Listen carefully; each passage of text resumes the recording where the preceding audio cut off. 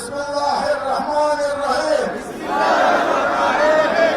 আমরা আজ এই সর্বদলীয় প্রতিরোধ সমাবেশ থেকে